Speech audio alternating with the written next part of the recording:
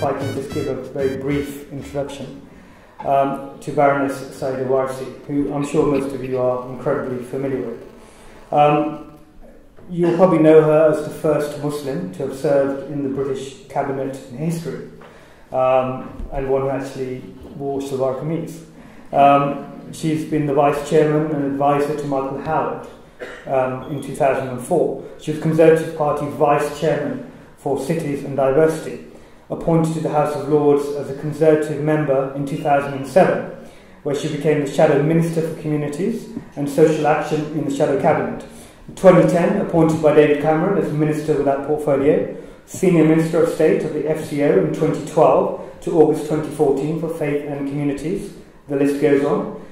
And then she resigned from government in August 2014, stating the government's morally indefensible policy on Gaza. Baroness Warsi has been a civil rights and minorities campaigner for many years. She was instrumental in the launch of Operation Black Vote, a not-for-profit national organisation working to basically remove racial prejudice and promote equality throughout the UK. To quote the Daily Telegraph in 2012, "A northern working class and Muslim, Saida Warsi has evolved a language of diplomacy that is all her own. She takes people with her rather than dictates. She represents modern multicultural Britain in all of its complexity, and she's a conservative. She's on her way to inventing a new type of politics for the looming age of authenticity. I bring you and welcome Baroness Saida Warsi."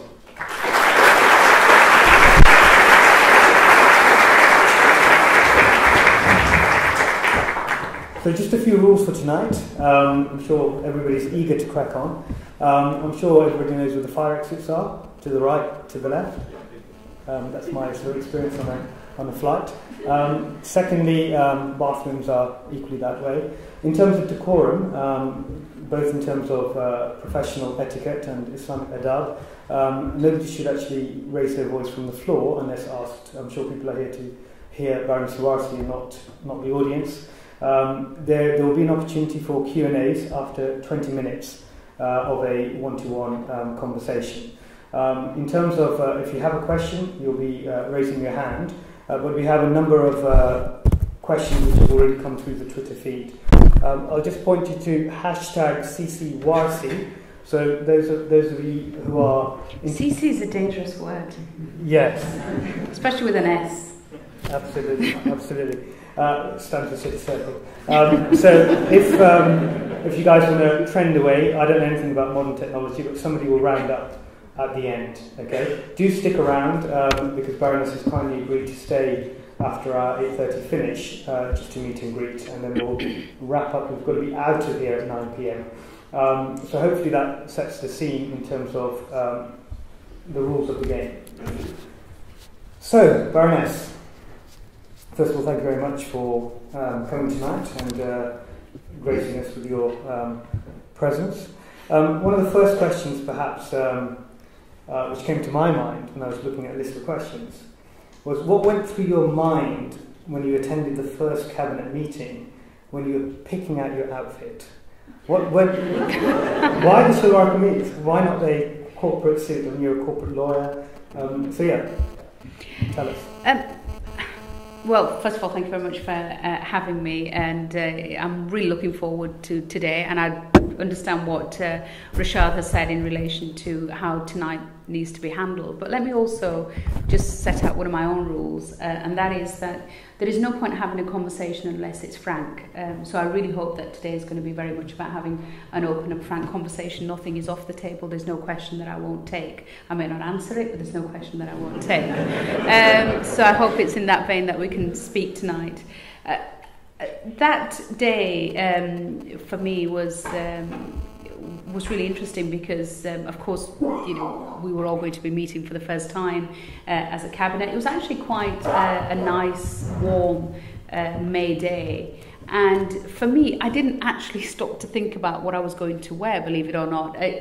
Naturally, when it's quite warm at work during the day, I will normally wear something much more relaxed, like a shalwar kameez. During the winter, I'm more likely to wear more formal suits.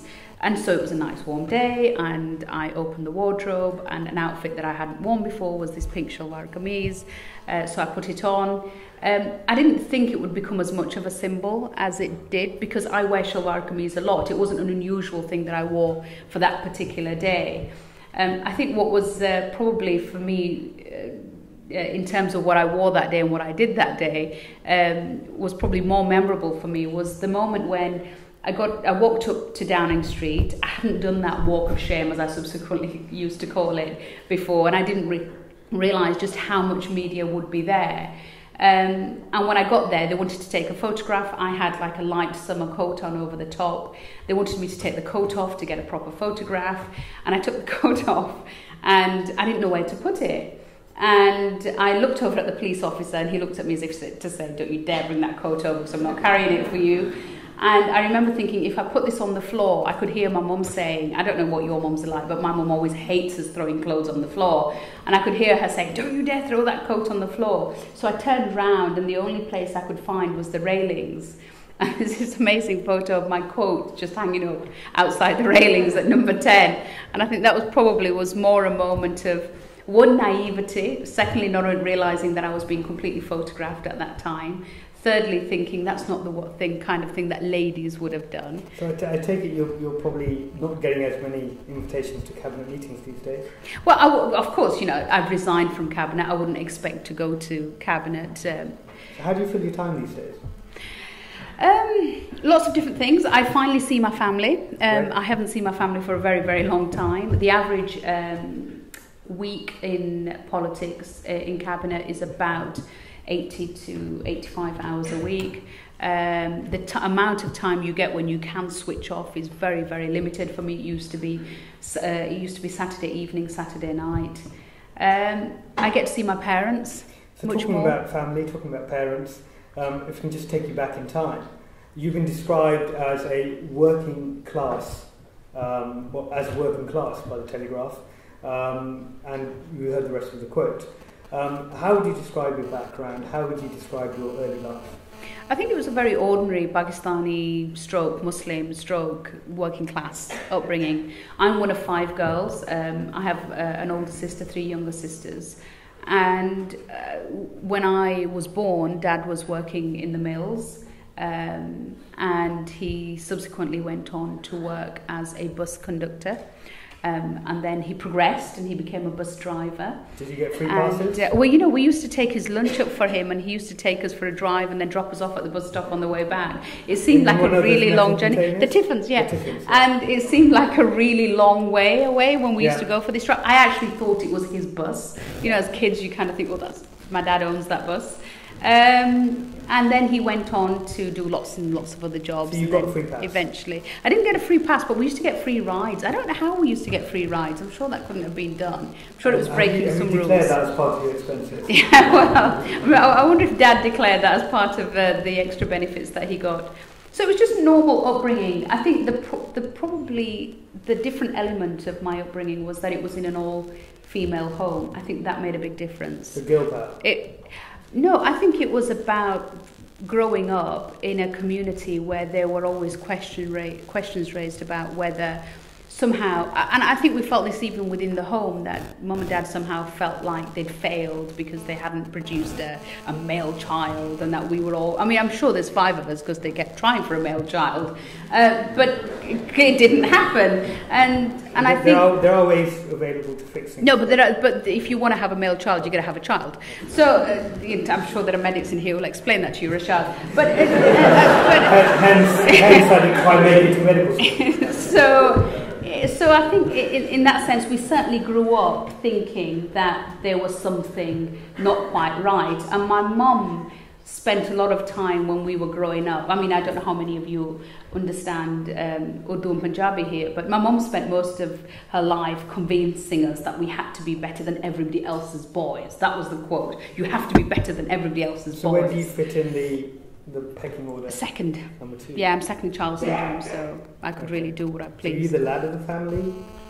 My relationship with my dad is much, much stronger than my relationship with my mum, and if you were to speak within the family, they would say that I was the boy that they never had. I think. So school. I mean, you know, were you academic? Were you into your books? I wasn't actually. Were you dreaming of politics at that time? I was pretty bad at school. I shouldn't admit this, and you know the audience is old enough to be able to admit this, but I didn't behave very well at school. I got put into various classes that I probably wouldn't be incredibly proud of, and it was because I was bored. I went to school where I did feel that I probably wasn't challenged. You know, look, it produced me in the end, so I'm you know, thankful for it. It's since closed down as a school, but you know. And which city was this when you were? This was in Dewsbury, so it was a local comprehensive.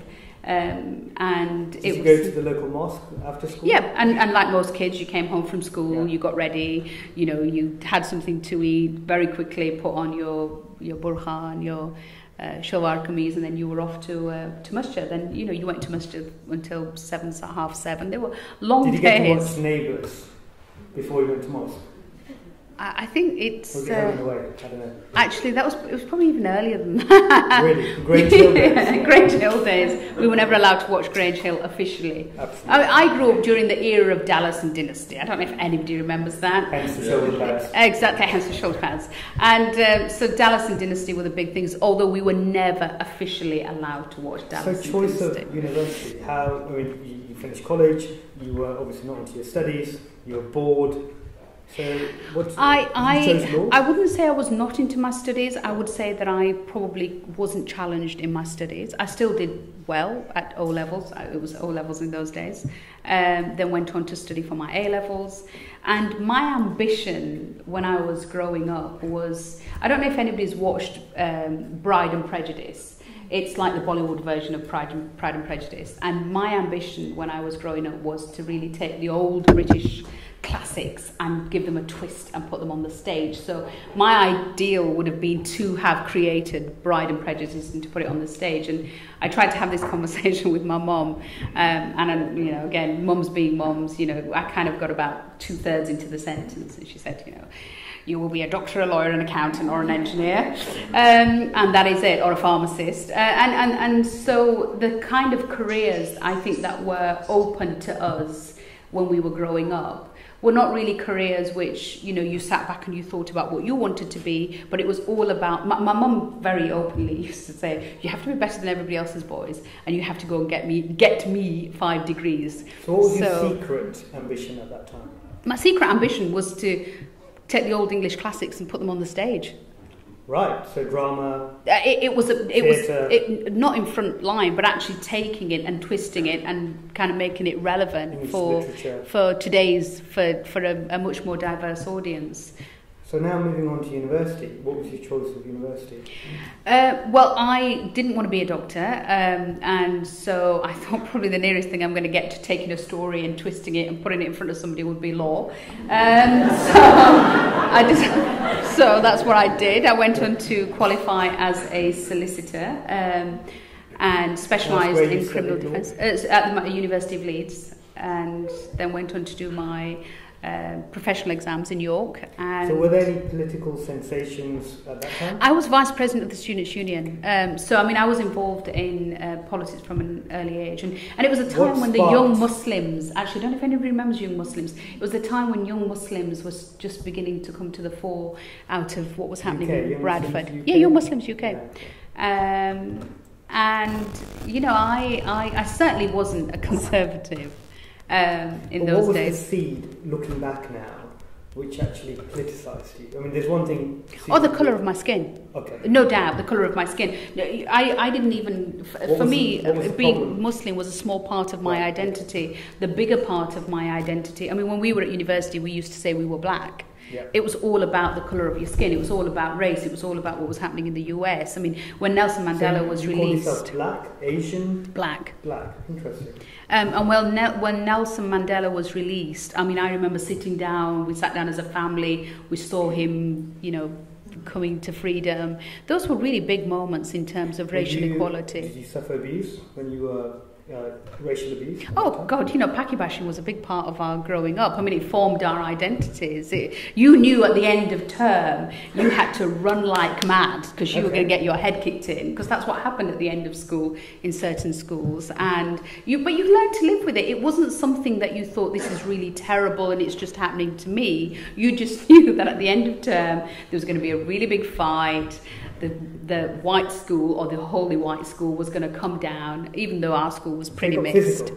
Oh yeah, and it got physical. Did you learn to fight back? I learned to pick a fair few fights, but I also learned to run very fast and So you had white mates, black mates, Asian mates. What was your crew? The community that I grew up in was either white or Muslim, right, and that was it. It didn't have a diverse Asian community, so you didn't have a Hindu Sikh community there. You didn't have a black community there. It was pretty kind of two communities, pretty much two communities, and that was it. So I grew up in a Gujarati community, so I grew up in a Gujarati Muslim community predominantly. Itli hari nati lekin thoda thoda. Mane hamaj pade. Well, not bad. I can understand it all, but I speak it pretty badly nowadays. So moving on, in terms of law, you've chosen law now. Your ambition was obviously to be a lawyer and to impress the family. How did you go from wanting to be a lawyer? I presume it was corporate law? No, proper law. Let's talk about law. It was high street practice. It wasn't this stuff that you sit around in kind of fancy offices and look at papers. It was, I kind of imagined myself as one of these. I won't say that person. I kind of imagined myself as one of... I prosecuted for a couple of years. Okay. I worked for the Crown Prosecution Service initially, and then went on to do defence work. And I think for me, I probably had this... Why the switch from CPS to defence? Because I think my heart was in defence work. But it was great having been a prosecutor, because I think it's great to be able to see the other side before you do the defence work. And I think in my head I imagined myself as one of these great lawyers who was fighting for justice, and all my clients were innocent, and they were innocent until they were proven guilty. And it was I think it was, for me, it was just very exciting to be in the police stations and the prison cells. And in fact, my mum used to say to people, she's a lawyer, but she used to say to people, don't tell people that you go to prisons and police stations. And because in the Asian kind of culture, for a woman to be in prisons and police stations carries all sorts of other connotations. So I could never tell people I was a criminal defence lawyer, but I specialised in criminal defence. Duty calls, this stuff? Yeah, spent a lot of nights in police stations watching my clients urinate in the corner of the cells. But it's, it was a great experience, I think, in terms of getting to see real life up front and close. And so did you get bored of that? I didn't get bored of it. I think in many ways September the 11th changed my life in a lot of ways. So you're there, high street practice lawyer, 9/11 happens, and then? Well, I high street practice, then went and set up my own practice. Okay. So I had my own practice in my late 20s, specialising not just in criminal defence but mental health work, so tribunal work and guardian work. What provoked you into that? Because the issue of mental health within the Asian community was so badly misunderstood. And to try and unpick some of the stuff that people at that time were picking up as psychiatric issues, when actually not understanding the cultural dimensions of that. So specialised in that, and then September the 11th, I think, very much changed things for me. Well, what were you doing when you first heard the news about the planes hitting the towers? I was at home. I mean, I was in Dewsbury. I just remember thinking, God, I hope that this isn't Muslims. That was the kind of first thing that went through my mind. And then knowing... Did you have a hunch that it might be? I wasn't quite sure. Things had begun to get quite difficult in many ways in the United Kingdom anyway, and the Bradford race riots had happened, and Salman Rushdie had happened, and there were various things that were happening in the United Kingdom at the time, and this just felt like the last moment when things were going to get really difficult, and the relationship between my country and my religion was going to be quite fraught.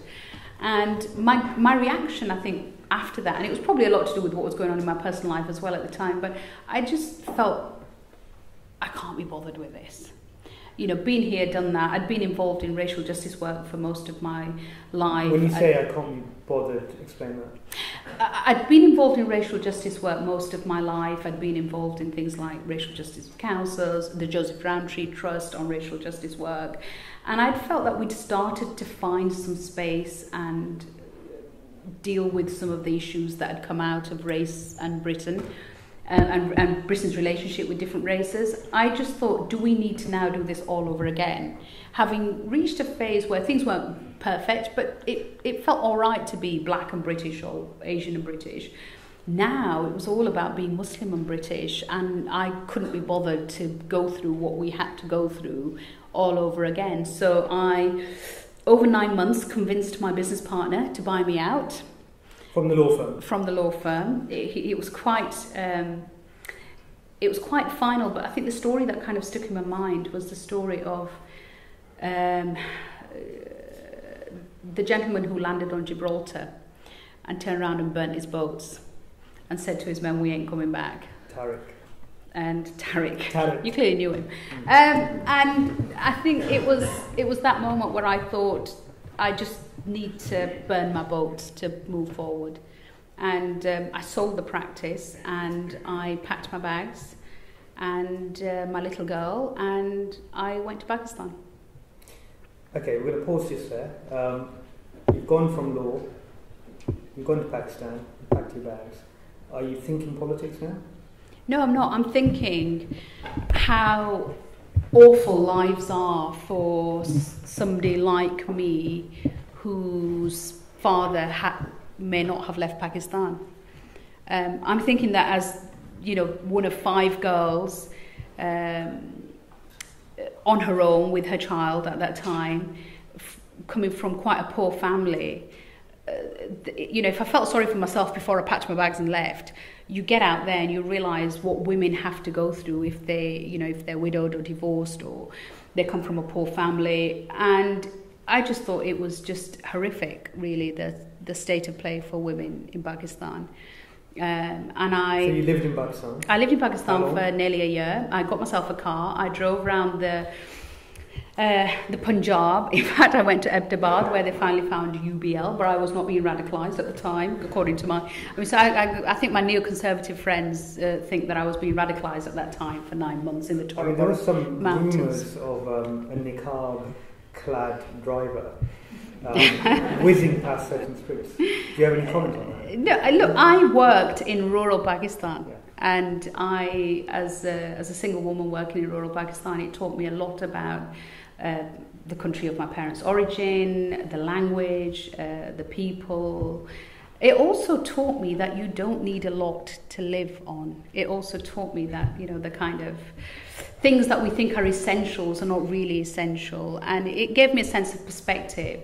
But it also made me realise that this kind of idealism that sometimes, you know, my parents had when we were growing up about a land out there, you know, which was made of greener pastures, didn't exist. And some of the fundamental values of my faith, which I thought I was having to defend in this country, were not being applied in any way, shape or form in a country that was created in the name of that faith.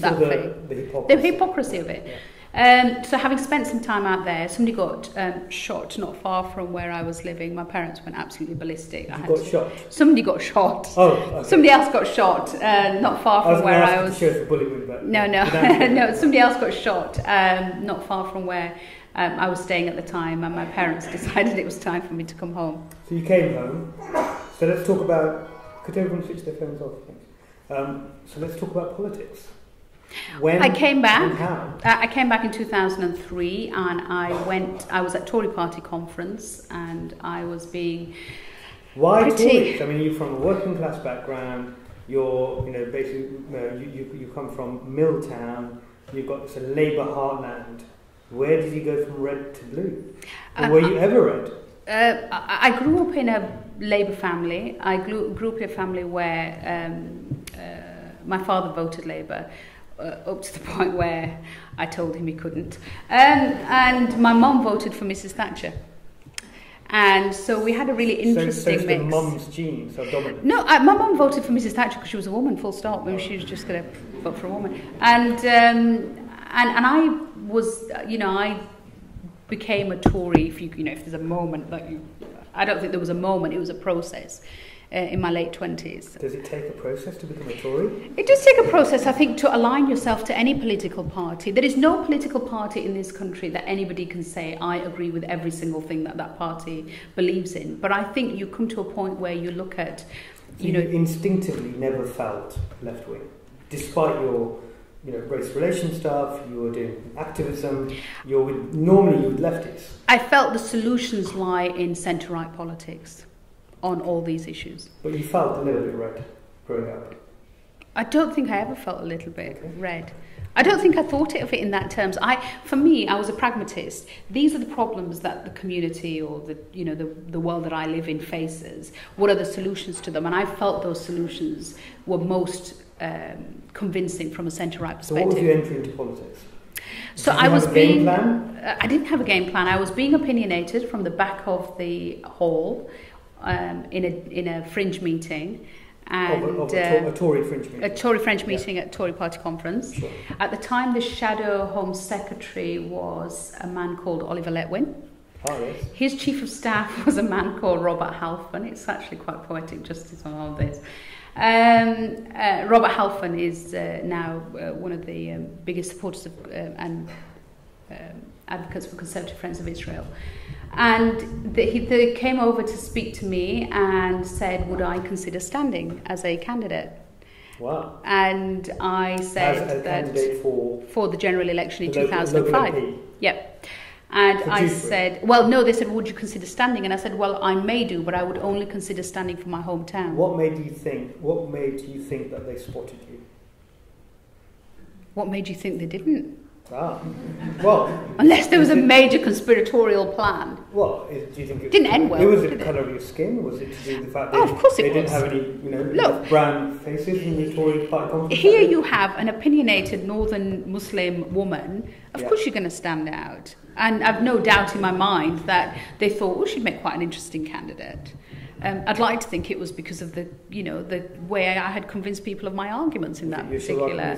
I didn't have a shalwar kameez on, so so it was. I'd like to think I'd convinced them of the. So you got headhunted. Yeah. Oh, nice. In a bizarre kind of way, and they said, "Would you stand?" And I said, "Well, I'd stand, but I'd stand in my hometown, which is what I stood for." And I got selected. What year was this? 2004. Okay. I got selected in February, I think it was, of 2004 to fight the election in 2005. Interesting. So from there to Baroness, from there to chairwoman of the Tory party. Give me a 1-minute synopsis. How do you do that? Fight Dewsbury, lose. Yeah. Michael Howard doesn't let me leave. You didn't feel like giving up at that point? No, because the experience in Dewsbury in 2005 was awful. It was a really bruising experience. How much did you lose by? About, at the time, just under 4,000. So it wasn't bad. From the majority of... Well, we reduced the majority. Yeah. And I always said that we'd take it in 2010, and we did. Yeah. A seat that we'd never held before. But I think the reason it was so bruising was because the town was so polarised. And I mean, if I look at it from the community, this is but if I look at it from the Muslim community's perspective, the kind of conversations we were having at that time. Well, there was actually a conversation where the mosques were discussing whether it was appropriate for a Muslim woman to be in leadership positions.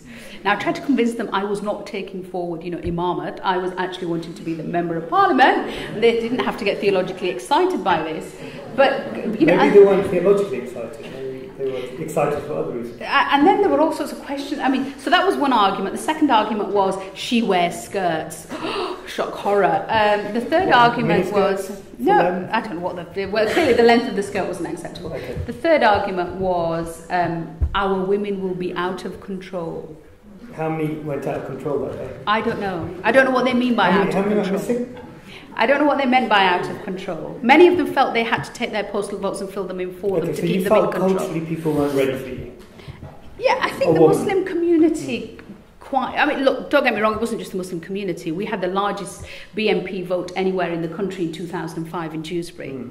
And so... did that disaffect you in terms of, well, my own community isn't bothered, they're not supporting me? Did you then decide, well, it's time to go mainstream? On the night of 2005 when the results came in, and I'd managed to convince the national media that we were going to take Dewsbury, bad move because they all turned up, so I lost in style. And I remember walking out of Dewsbury Town Hall where the results came in, and a couple of hundred mainly Muslim men had turned up to cheer on the victor, my opponent. And when I walked out of the town hall, they booed me out of the town hall. And that was a Muslim male? Yeah, and yet all the national cameras were there because they turned up to think we were going to win. And as we walked out, I remember my father put his arm on my shoulder, and a very nice gentleman stuck a microphone in my face and a camera and said, "Yeah, Saida Warsi, how do you feel?"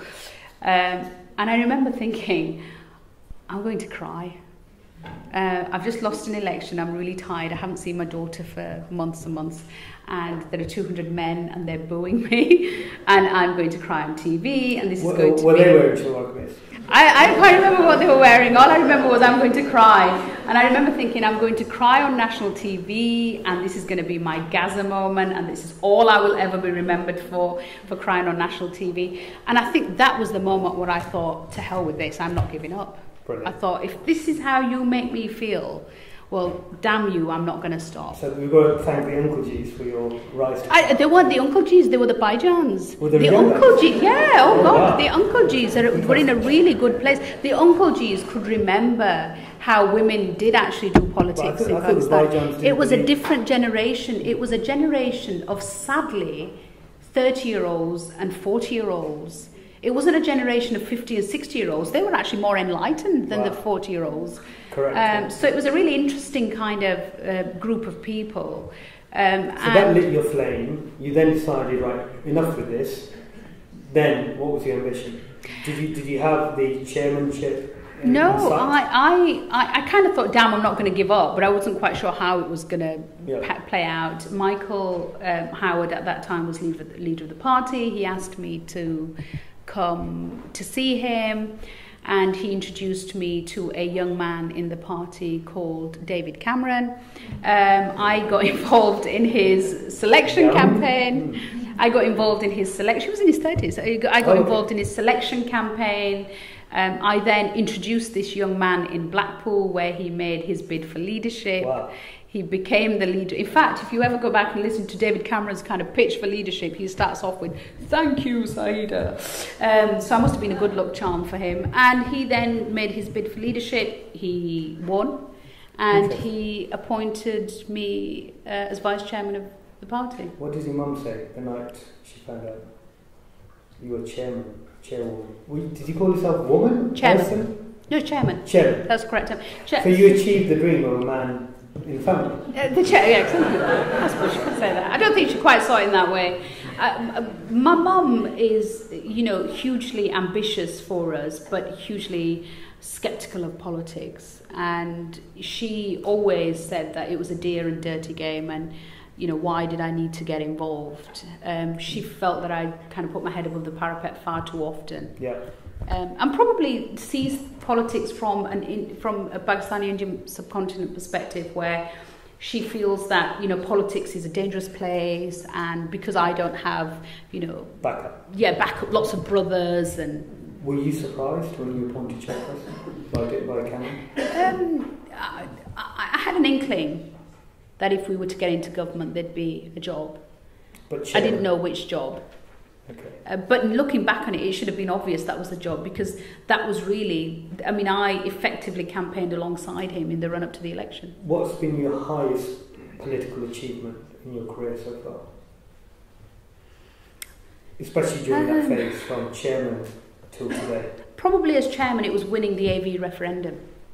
making sure the alternative vote referendum, where we had a referendum on changing the way in which elections are held from a first past the post system to an AV system. It would have changed the landscape of British politics forever if we'd lost that referendum. And I think winning that referendum for me was a huge moment. Second most important achievement? As chairman, the 2011 local election results, which were amazing. We were expecting to lose seats and we won them. Mum was in Makkah at the time. She convinces me it's her dua. So she made the Tories win in 2011. And moving on from there, you were appointed Foreign Office Minister. Well, I did the job for 2.5 years. And then in 2012, I was appointed Minister at the Foreign Office and at the Department. Did you feel that was a snub? I felt that it was. I felt the way it was done was unusual, but you know. Unusual. Define. It'll be defined in the long-awaited memoirs, and you'll have to wait for them. When are we going to get a signed copy? Tonight? the memoirs allegedly haven't been written as yet, so watch this space. Let's just explore without going on the record. Unusual. I mean, you're top of your game. You've delivered a national victory as chairperson. Tories are on top of the game. Labour's dwindling with an internal battle. Conservatives need the brown vote. Why would they get rid of you? Look, most chairmen serve about a year. I'd already served over 2 years. So in life cycles, I'd outstripped my kind of normal, natural life as chairman. And I became the longest serving chairman in recent history, actually. Were you upset? So, was I? Upset? I loved the chairman's job. I think towards the end it became quite weary. It was time for change. And the job that I ended up in the end doing, I absolutely loved. Which was? Which was, you know, I was the Minister for Human Rights. I was the Minister for Afghanistan as we prepared and drew down. And came out of Afghanistan. So less UK, more international. Yeah, I was the Minister for the International Criminal Court, which was back to kind of my days as a lawyer. I was the Minister with responsibility for the UN. What's your personal view in terms of a solution for the Palestinian problem? Gosh. We have to wait for that one. I think there are some things that we can do now, and we cannot stand up and say that we believe in a two-state solution and then recognise one state and not recognise the other. It just doesn't make sense. Analysis of the state of Palestine as it currently is, and of the state of Israel? I just wouldn't seek to give legal advice in an audience like this, but I think what I know as a politician is that the window of opportunity for a viable two-state solution is fast closing, if not nearly over. And in those circumstances... How many times have you visited Palestine and Israel? Once. When was that? Before government. I chose not to go to Israel and Palestine, despite having the opportunity on 2 separate occasions during government, because I felt that some of our policy was in such a bad place that I'm not sure I would have been able to. The ICC, yeah? He wants me to finish. They want me to finish. They want you to stop interrupting. So one of my...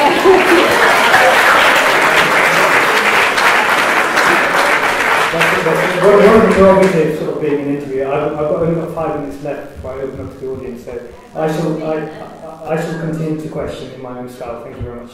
I'll just ignore him in my own style. In terms of the ICC, part of your job was to promote the ICC. Part of your job was to basically ensure human rights are... But I was not the minister with responsibility for the Middle East. So in the Foreign Office, the jobs are split in different ways. So there are some ministers who are responsible for geographical areas. So I was responsible for Afghanistan, Pakistan, Bangladesh, Central Asia, all of that area. But another minister was responsible for the Middle East. Then we have responsibility for thematic issues, like human rights, and then we are responsible for institutions like the UN and the ICC. So the day-to-day work on the Middle East will be done by the minister with responsibility for the Middle East. who at that time was Alistair Burt, and then became Hugh Robertson, and is now Tobias Ellwood. So, in a way, I felt I knew that if I had, it would be very hard for me to detach myself from the Middle East peace process once I had got involved in it.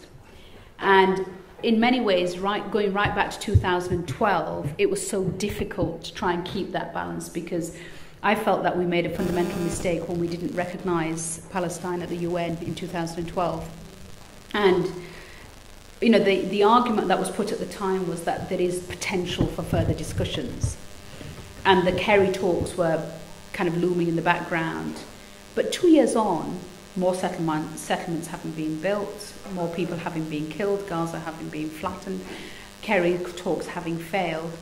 Well, that plan doesn't work anymore. So Operation Cast Lead happens,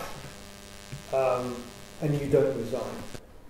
The latest operation, you do resign. Why the inconsistency? Because when the first one happened, I wasn't in the Foreign Office.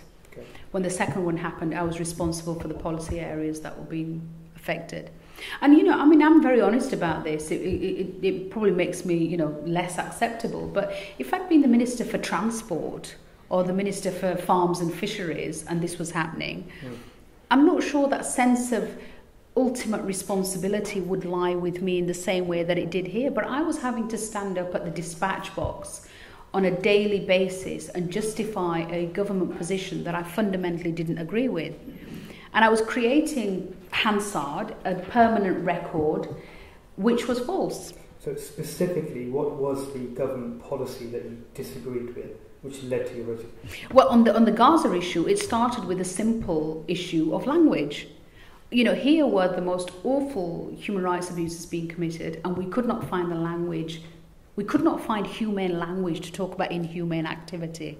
Would that have made any difference? I think it would have made a difference. Of course it would have made a difference. You can only start dealing with an issue when you actually say the issue is wrong. We weren't even prepared to get to a point of saying, by showing any level of sympathy, understanding for an issue and calling it as wrong, forget trying to resolve it. Look, I'm a pragmatist. I don't think every issue in the world can be resolved by us, or every issue in the world was created by us.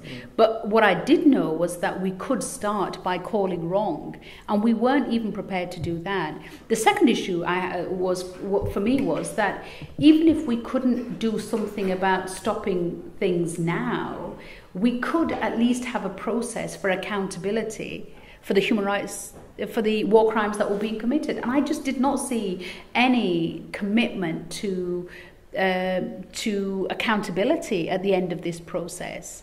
Talking pragmatism, you're at the top of your game. You are the potentially most historically influential Muslim woman in politics. You're in government. You've got a mandate to be negotiating with the Palestinian Authority, with Israel, with other governments in the world.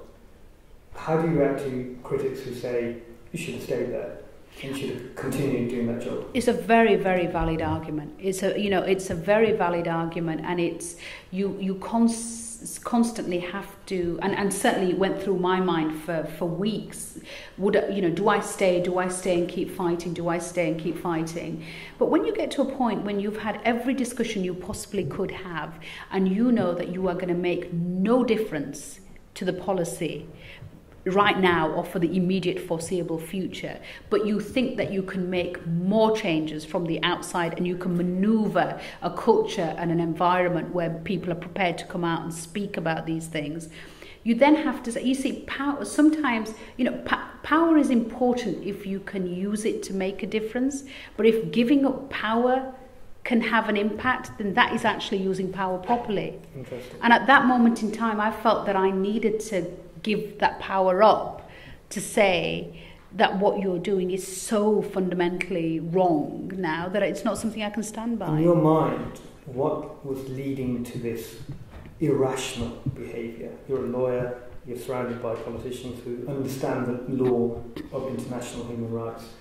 In your opinion, what was preventing government from following international law?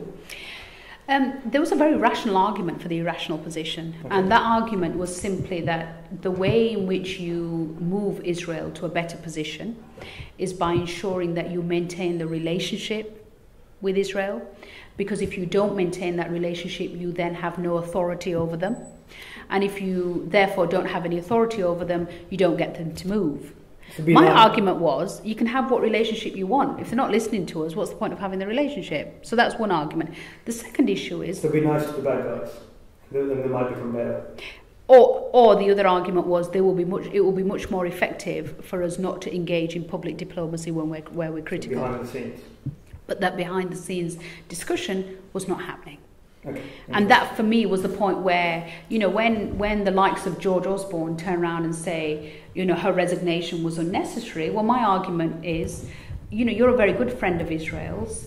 You should have been picking up the phone and saying to the Israeli government that actually it is unnecessary to bomb kids and hospitals and schools to achieve your ends in terms of your long-term security. And had that public diplomacy been frank and honest, and to be fair, it's the position that David had in 2007. What is to be a genuine critical, friend. So what led to the change? Well, you have to wait for the book. Interesting. Moving on. So you've made this bold move. You've resigned. What was David's reaction? Did he pick up the phone to you, or did you call him? No, I just think that it's really important not to have details of those discussions at this stage. I just think, look, this book is going to be interesting. We've kind of got to a place now where he's not entirely happy with the decision, but I think he can live with it. And I just think that we need to. Together?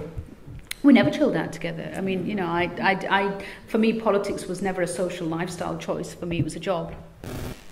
Interesting. So where do you go from here? Lots of things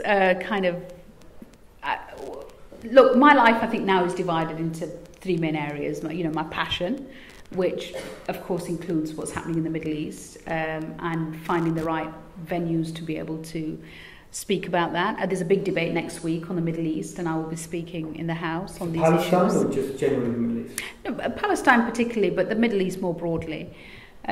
Politics, we have an election coming up. You've got a Pakistani, Kashmiri background. What is it about the Palestinian issue that drives you? I don't think my background has anything to do with where my politics sit. I think as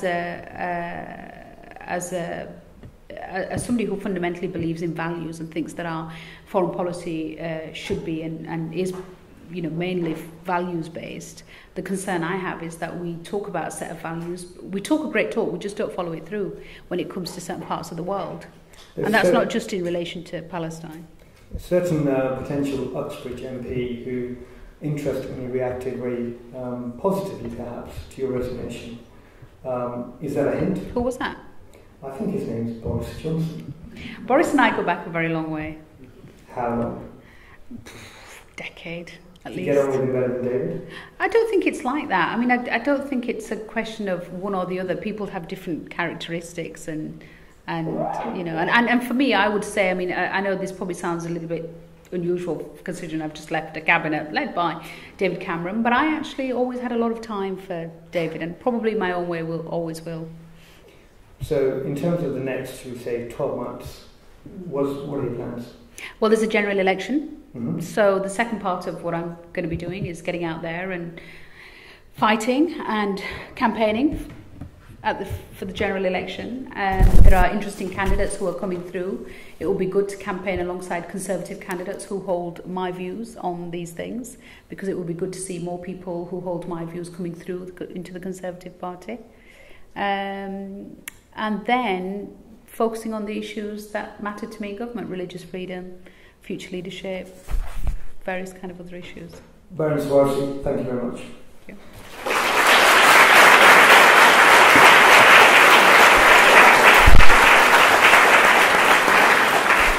Okay, we open up now to the audience.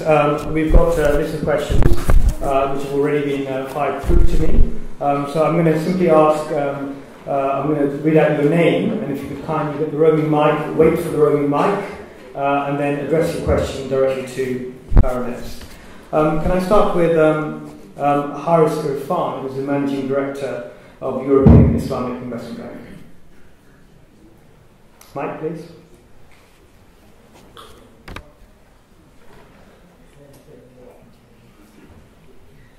If you could just stand up and raise your question. Baroness, thank you very much for your talk. As a government minister, you seem to struggle to reconcile some aspects of your faith with matters of public policy. And the specific example that I'm thinking of is capital punishment. Now that you're out of government, you seem to be much more natural, maybe freer of those inhibitions than you might have once had. Is this a sign that Muslims should forget about entering politics in this country, the dirty business that your mother talked about? No, I actually think that Muslims should have a renewed effort to become more involved in politics. We have a very clear way in which you make a difference in this country, and that is through the democratic process. And for me, it's fantastic to see so many more Muslims coming through the system. But I think what's even more important than Muslims engaging in politics is politics understanding the British Muslim community, and that members of Parliament of all faiths or of no faith actually understand that Britain is made up of a very large minority, which is the British Muslim community, and to understand that community in all its nuances and complexities. I think in terms of reconciling your faith and policy making, I don't think it's something unusual just for politicians. I mean, you could say that, those people who work in banking have to reconcile their faith and their, the fact that they're kind of fleecing people on a daily basis in terms of the interest rates that they charge. I mean, you could say that, people who are doctors, for example, do they sit there on a Friday night when somebody's come in and is completely smashed because they've been drinking all night? Do they turn around and say, well, I'm really sorry, I disagree with the use of alcohol, so I'm just going to let you die on that table? They don't. They just get on with it and they do their job. I don't think the kind of issue in relation to religion and your job is there. I mean, I've represented everything from, paedophiles, rapists, murderers, drug dealers as a criminal defence lawyer. I didn't kind of turn up with my faith, on my sleeve when I did that. I think no, but I didn't feel that I couldn't represent them, and I didn't feel that I needed to give them a lecture on Islam when I was doing that. I think for me, my personal faith, whether it's wrong or right, my personal faith is about values. And again, it might not be the most popular thing to do. I grew up in a very, very diverse Muslim home. I come from a mixed Sunni Shia family. We celebrated, we kind of went to shrines and did the whole Jumeirah thing, and went to the Imam Baras during Ashura. And I was educated in a Deobandi mosque with lots of Wahhabi elements to it. So in that sense, I had a really diverse upbringing. And my sense really growing up was about that you had to learn to be a decent human being to be a good Muslim. That I don't think that you had to be a good Muslim and therefore that made you right in every other sphere. So for me, my personal faith is very important when it comes to things like principles and values. But I don't think I sit there and say, every decision that I make in government, I don't sit there and think, well, how do I reconcile this with the teachings of my faith? Can I just keep the questions short and the answers, because I want to try and get as many as possible. Can I ask Lara MacDonald from the Institute of Islamic Strategic Association, which is a think tank, I believe, which has been going for a number of years, focusing on international Muslim world issues. Lara. So it's Institute of Islamic Strategic Affairs. I also think I wanted to ask you what your feelings are on the government strategy on banning returning citizens from Syria, and whether you think it's the correct approach. I mean, this is going to be up for debate, as you know, over the next 6 to 12 months, and it's a huge challenge. I think the bigger question is not just about people who go out and fight for terrorist and extremist groups, but the question is, if what you want to do is fight and defend and fight for your country, then we have armed forces in this country which you can join and you can be a part of. But what we mustn't do, you see, the question I ask, and I asked at the time that the Gaza conflict was going on, was that on the one hand we have young men who go out and fight for the Syrian National Coalition, which apparently we recognise and therefore is treated differently. We have young men who are British nationals who go out and fight for the IDF, and could be involved in what could potentially end up being war crimes, and we don't kind of raise issues around that. And the distinction that's always drawn is, if you go and fight for a recognised state army, that's acceptable, but if you go and fight for a group which is not a formal state army, that is not acceptable. I think that's really dangerous. We have a very large Pakistani origin community in this country. We have a very large Indian origin community in this country. And India and Pakistan are not unknown for having the odd spat. And I would hate to think that lots of British Pakistanis and lots of British Indians would go off and join the Pakistani army and the Indian army and fight each other for a while and then come home and it'd all be all right. I actually think these are really big issues that we need to talk about in terms of what is acceptable. And for me, what I'd like to see is a system where if you're going to fight, you're going to fight for the British Army. If not, you're not going to fight for anybody. Can I just bring in... You can clap. Can I just bring in some live questions? A lot of the questions which I have from Twitter, etc., I think Baroness has already covered. Do we have any live questions at the back? Yeah, I've got a light in my face. There's a lady with a great red arm. Yeah, could you stand up and state your name and what you do, and then your question? Assalamu alaikum. My name is Halima. I work for PwC. I'm an accountant. What are you supposed to applaud? I said boo. I did myself It's because you're a woman. If that was a bloke, I'd have said, "My name is Horace and I work for PwC," and he would have expected the applause. I don't see the applause for that. That's a political answer. Should remember his name. You mentioned earlier that it was a process to become involved in the Conservative Party. What's your opinion on Russell Brand's revolution and the fact that these days we're all, as young people, speaking for myself anyways, not really identifying with the parties and the choices that we have, but obviously trying to look for parties that have some semblance of values and principles and not actually all being, all about the same thing really at the end of the day, making the same choices about going to war in Iraq. Good question. Look, ultimately, parties that form government have to win constituencies, and you win constituencies if you have, organisations that work together to make that kind of process happen for you to win a constituency, to win enough constituencies to then form enough of a party to then form a government. So the organised parties and formal parties and a small number of very big parties, I think, will always be part of the political landscape. And so one of the issues that I have is that people get involved in these smaller parties.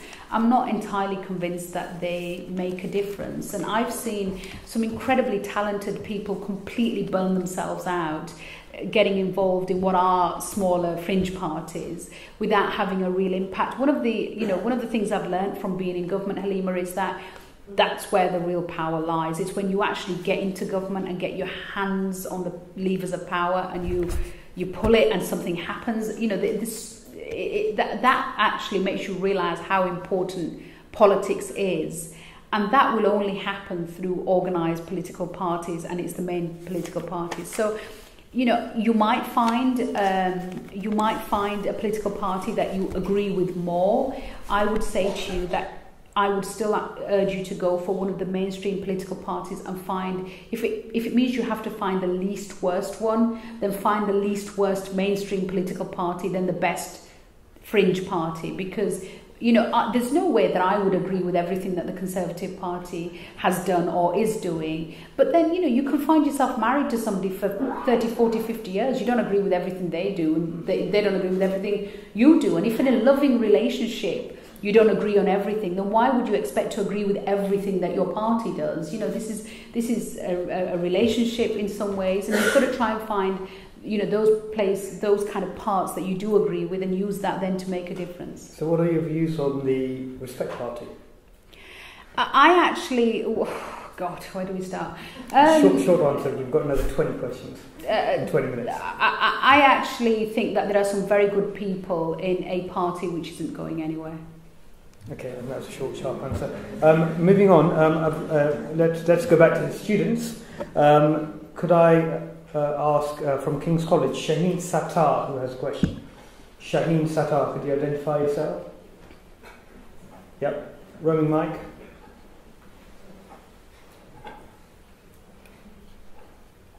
Could you just stand up and say what you study and address Baroness? I'm Shaheen, and I study politics at King's College London. I wanted to ask, so we're all aware of Ed Hussein and Jim Nawaz, who argue that the root of homegrown terrorism is ideologically based. Their articles and books have grown to become bestsellers, and the words are taken to speak for all Muslims. My question is centered around why the government uses ideology as a sole basis of interpreting the cause of homegrown terrorism. Why was ideology picked out in particular, and why limitations it's ever identified, or were they simply ignored? Was there ever a point where, for example, factors like foreign occupation was ever taken into account in, prevent's discourse? And what would realistically be the change in prevent if, they did take other factors into account, or would it just dismantle as a whole? Okay. Interesting question. There's actually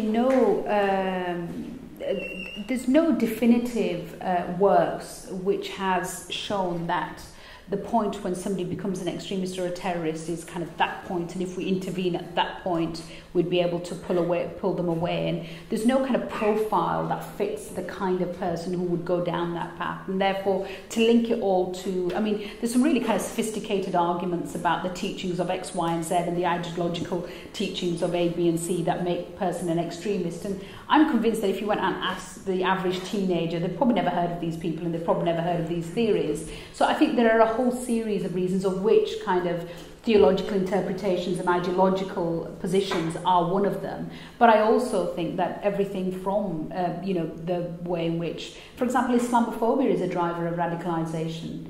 And so it is much more sophisticated than, say, some of those books say. I also think that, Ed Hussein, Majid Nawaz, they're two different people, and I actually think Ed is quite an interesting thinker once you get to kind of listen to some of the things that he's saying. I think Majid is just Majid, isn't it? Majid has just found a new cause. It's no longer HT, it's now something else. So in that sense, I think you've just got to kind of, sometimes you've just got to strip it back, and a certain type of man got involved in HT, and that certain type of man kind of is attracted to Quilliam. It's probably the best way of putting it. I'll take another live question. We've had people from this side. We have a question right at the back there. Gentleman in the... I can't see from here. Glasses. Could you identify yourself? My name is Abbas, I'm a student at King's. A bit off topic, but where do you see the future of Pakistan and Imran Khan?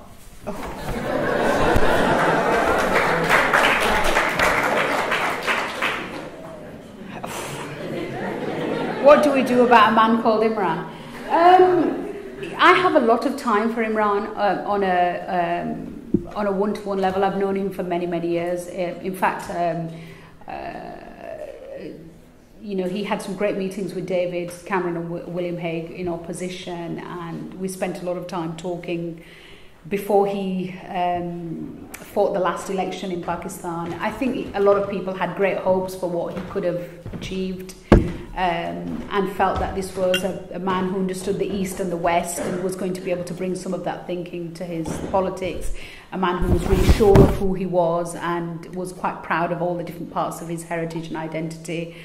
But you never deal with democratic deficit by attacking democracy, and at the moment it just feels like, you know, the only way to change government is to overthrow government, and I'm not convinced that in the long term. You know, the only way you overthrow a government is to overthrow its ideas, not to overthrow the government, and it's got to be through the ballot box. And I'm not sure that bringing people onto the streets and wanting to overthrow the government is in the long term interests of Pakistan. And I hope that, you know, he finds his way back at some point.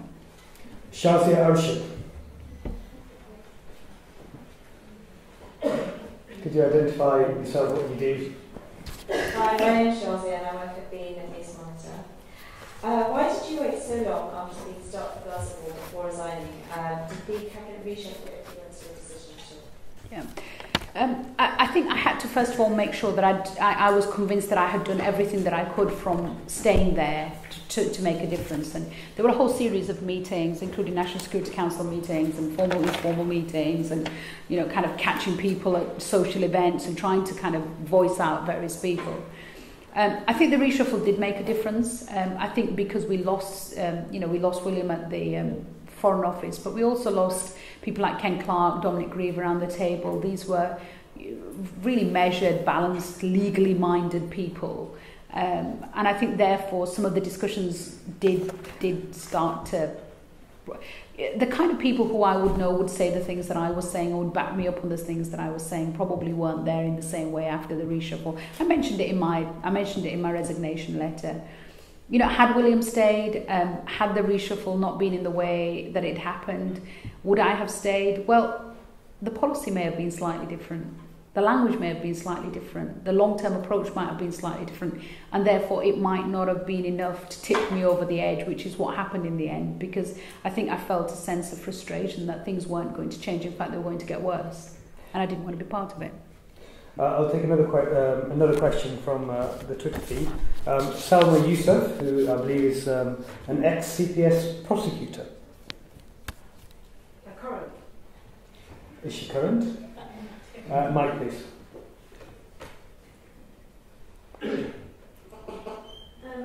The bold step you took on Gaza was no doubt commendable and applauded across the board, but it was an issue which was en vogue.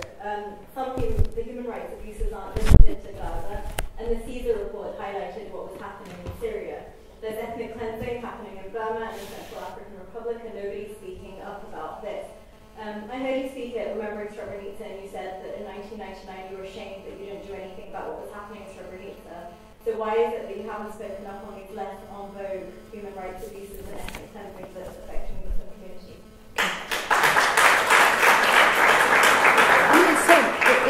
It's a really interesting and important question. Actually, it was one of the questions that was asked a lot after my resignation. That, you know, why didn't you resign over Syria, or why didn't you resign over what was happening in Iraq, or what was happening, for example, with the start of ISIL. And my resignation was not over what was happening. My resignation was over my government's reaction to what was happening. And if you look at, for example, what was happening in Syria, at the top of my government, there was a very clear view that we should intervene in Syria. The fact that Parliament voted against it meant we didn't, but David's position and William's position was very, very clear. If you look at what was happening in Iraq, nobody was sat there saying ISIS are a great bunch of people. They were condemning them, and they were trying to build a coalition to try and deal with it. If you look at what's happening in Burma, I mean, some of the early work and some of the best work that's been done in relation to supporting the Rohingya community was done by the United Kingdom. So again, my government was not in a bad position on any of these issues. They were in the right position, wanting to do more and wanting to protect. The fact that it didn't happen. On this particular issue, the government's position was completely wrong. And so, again, going back to what I said as a pragmatist, I don't think we can resolve everything, but at least we can be in the right place to... I mean, condemnation is the first point. Assad was condemned, ISIL was condemned, the Rakhine community that were attacking, the community in Rakhine that were attacking the Rohingya community were condemned. Here, we weren't even prepared to move to a moment of condemnation. So it was a very, very different position. I was part of something which was fundamentally against, what I actually felt I could even stand by. So I think it was different. Look, the government is not an easy ride. You spend all your time kind of avoiding the potholes and bumping along. But that's known as collective responsibility. It means you have to try and reconcile yourself to a place where you can find yourself being able to live with a decision. On this particular occasion, I didn't think I could live with that decision. Nurul Alam? Again, to you kindly identify yourself, what do you do? Nurul Alam, I happen to go, there's unfortunate people who work for banks. I apologize. Anyway, the question, the question is that David Cameron seems to be in trouble at the moment in terms of gathering two very right-wing votes. Do you think the Conservatives are actually in trouble? It's election year. Lots of things happen in election year, which hopefully means once we get through the election, we settle down into a slightly better place. One of the things that attracted me about David Cameron was the fact that he wasn't obsessed with Europe and immigration, and I'd really hate to think that that's where we ended up again, obsessed with Europe and immigration. The UKIP issue, I think, is a real political issue. I think it's worried and kind of taken politicians by surprise. Let's not forget that David Cameron called UKIP racists and was it loons and something and closet racists. I can't remember the phrase. And he absolutely believed in that. He actually did think they were. How long ago was that? They were 2 years ago, 3 years ago, was it? I mean, he's repeated it enough times. He genuinely did believe that they were loons and closet racists. Do you agree with that? And I definitely think that he made the right statement at the time. And so in that sense, I think where his views were, I think what's now happening is that things are beginning to change and shift. And, that if majorities of people in a constituency are beginning to elect UKIP. I mean, the challenge, for UKIP is going to be whether UKIP can genuinely become... I thought Douglas Carswell's speech when he won Clacton as a UKIP member about UKIP representing all of Britons and being an inclusive place. This is going to be interesting to see how all this plays out in the general election. And I think it will very much determine where the Conservative Party eventually ends up. But I sincerely hope the party doesn't lurch back to the right. We did that for many, many years, and when we do that, we lose elections. Kosa Shaheen, while Gottlieb is city lawyer. Who doesn't do proper law? Roaming mic. I think the quote was pen pusher, paper pusher. Yeah, I pen push all day. Very, very quick question. Are there any plans to go to Gaza under what umbrella? And what are your plans to do when you get there? Yeah, and you want to go with her? Oh yeah, of course, because we're brethren. I was due to be on a flight at 10:30 tomorrow night to go to the West Bank and to Gaza. The arrangements we haven't been able to secure. That's probably the best I can put it at this stage. I'm hoping to go out, inshallah, as soon as those arrangements can be made. So as soon as we can get the permissions to go in, and as soon as we can make sure that logistically it's going to be possible, then I'm hoping to be there. Do you feel more free now, the freedom to do what you want, say what you want, because you've resigned? Well, I'm no longer bound by collective responsibility. I mean, look, I think even in government I used Were you ever? Yeah, I was going to say, even in government I used to say what I pleased most of the time. I mean, I was always in trouble for saying something that I probably shouldn't have said. So I don't think I ever felt so constrained that I couldn't be myself. But I do feel that I can be probably critical in a way that I couldn't be critical before, because you can't be part of a group and keep lobbing bricks at yourself. You've got to kind of at least show that level of dignity when you're part of collective responsibility. So hopefully, inshallah. On Twitter, by the way, because somebody said that they were on Twitter, if you are tweeting nice things, it's at Warsi. If you're tweeting bad things, it's at Rashad Yaqub. I don't have a Twitter account. On that point, last week's vote, last Monday, what is your reaction to the fact that 247 majority Labour MPs recognised or asked the House to recognise Palestinian statehood, whereas the Tories abstained in majority? It was incredibly disappointing, the kind of games that were played within the Conservative Party in terms of keeping people away from that vote. But what I thought was interesting and heartening was that some of the people on the Tory benches who supported that vote were the big beasts.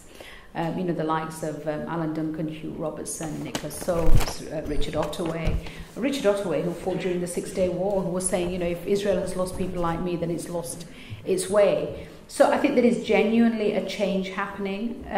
You can't have so many MPs voting like that, the most powerful speeches. I sat and listened to that debate, and for the government to just shrug its shoulders and move on. This is a very live issue. I asked a question about it last week as a follow-up to that vote to say what was the government's position on this. I'll be asking further questions about it next week on Thursday. So, those of us who fundamentally believe there should now be a shift are not going to let this lie. Sophia Bashir.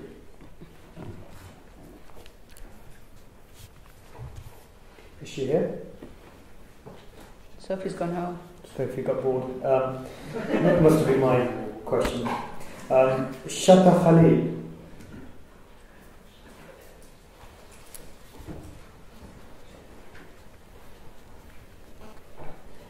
Hi, it's Shata Khalil, and I also work for Middle East Monitor. My question is, given that you were never elected, do you think that you were appointed by a predominantly white male Tory party? It was a tokenistic gesture on behalf of a party that's trying to appear inclusive? This is an accusation which I've had to listen to most of my life, not just in relation to politics. There's a really interesting thing that I find, and it's not just in relation to people who are black or Asian, but actually in relation to women, where, if any woman ever gets to the top of anything, the first thing that, people, usually men, are going to say to her is, oh, she only got there because of a quota. And I just think that you almost have to get to the point where you think, well, damn you, I got here, however I got here, who cares? You're not here, I am, so I'm getting on with the job. And I certainly think that where if a white man says to me, you got to where you got to because you're a brown Muslim woman, and oh my God, isn't life difficult for him and isn't life easy for me? He needs to get a therapist. Okay, last question.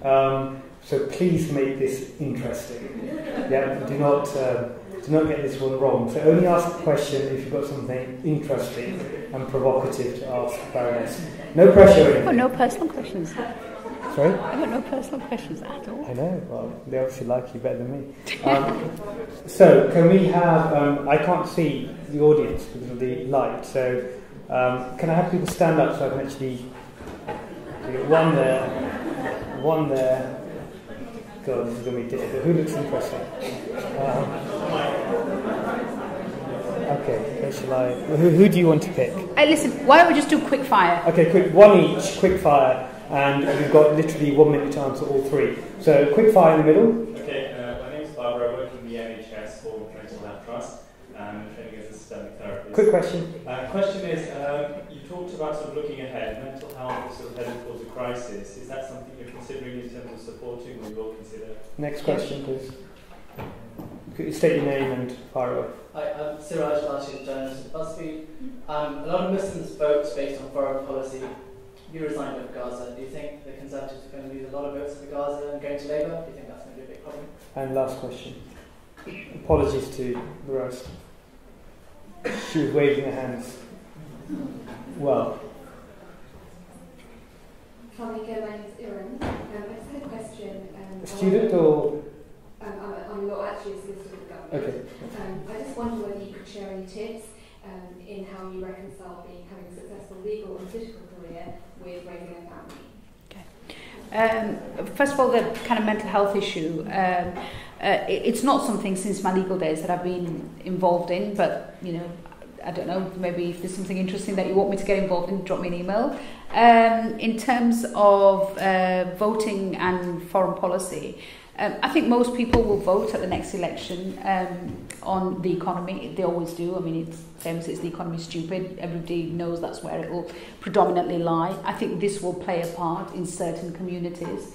But we also have to remember that something like 37 seats at the next general election will turn on the back of the way in which the Muslim communities in those constituencies vote. So it could be quite a powerful swing.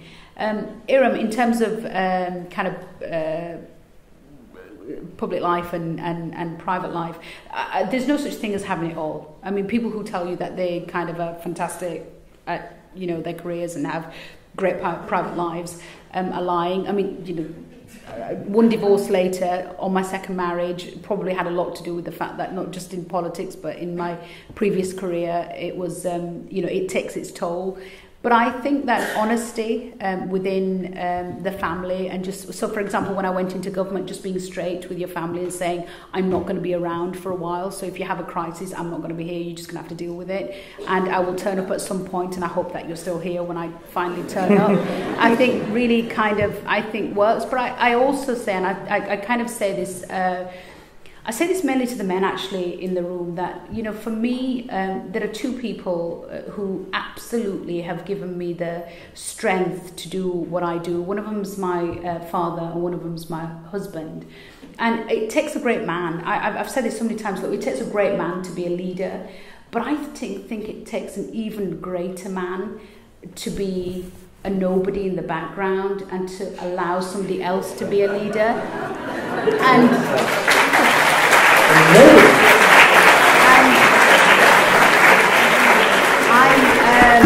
I haven't seen any men clapping. I mean, look, nobody knows my father. Nobody knows my husband. They are both nobodies. They are incredibly proud of being nobodies. They take great pride in being nobodies. My father takes great pride in being the father of, say, the Warsi. My husband takes great pride in being the husband of, say, the Warsi. They're both incredibly successful men in their own right. But I think one of the things I would say, and I think it's probably more acute for Muslim women, is that it's a pretty ruthless thing to be a Muslim woman in public life, however that happens to be. But if you get a great kind of support network around you and you have people who believe in you, then, you know, through thick and thin, you can make it work. And you know, I just hope that if there's one message that goes out from today, you know, to the women is, if you want to do it and you believe in it, do it. And to the men is, you know, if you really think that, you know, if you're really honest with yourself, take a look at, you know, you and the women in your lives, sisters, whatever they happen to be, and don't always assume you're the best person to do the job, and support the one who is.